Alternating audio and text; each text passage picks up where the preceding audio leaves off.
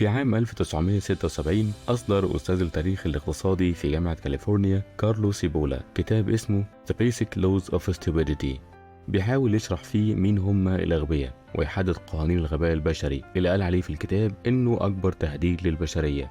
وهنفهم ليه هو قال عليهم كده بعد شوية لما نشوف قوانين الغباء اللي ذكرها سيبولا في كتابه. سيبولا في كتابه قسم الناس لأربع أقسام: البؤساء والمغلوب على أمرهم، والأذكياء، والقراصنة، والأغبياء. لو علاقتك بالآخرين بينتج عنها منفعة ليهم وخسارة ليك فأنت كده مغلوب على أمرك أو بائس، ولو فيها منفعة مشتركة ليكم فأنت كده ذكي، ولو فيها منفعة ليك وخسارة ليهم فأنت كده قرصان أو لص.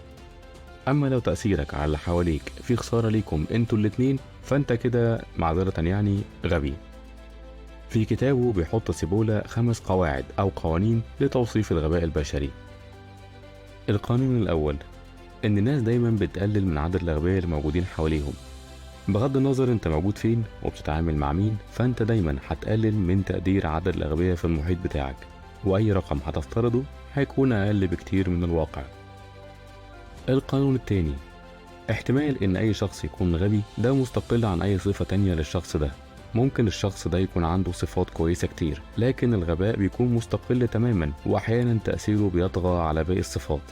وبيأكد سيبولا على إن الغباء بيكون متغير ثابت في أي شريحة اجتماعية مهما كانت وفي أي فئة ممكن تتخيلها، ومهما كان مستوى التعليم أو الدخل أو المناصب اللي هم فيها.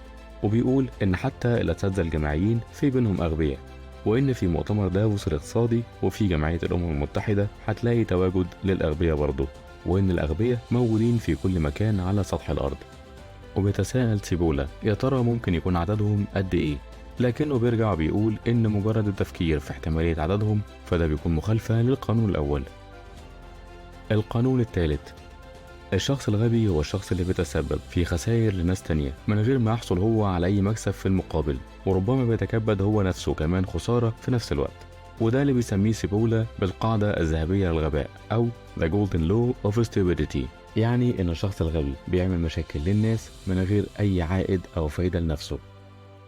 القانون الرابع: إنك دايما بتستهون وتقلل من حجم وقوة الضرر اللي ممكن يسببه الأغبياء.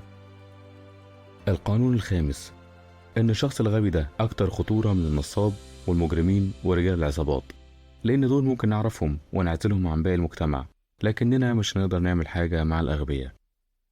في نهاية الكتاب بيقول سيبولا إن الفرق بين المجتمعات اللي بتنهار وتتراجع بسبب تصرفات وسلوك المواطنين الأغبياء والمجتمعات اللي بتقدر تتجاوز المأزق ده بالرغم من وجود نسبة من الأغبياء في المجتمعين، هو إن الأخير بيكون في نسبة كبيرة من الأذكياء بتقدر توازن الخسائر الناتجة من الأغبياء عن طريق تحقيق مكاسب مشتركة ليهم ولمجتمعهم.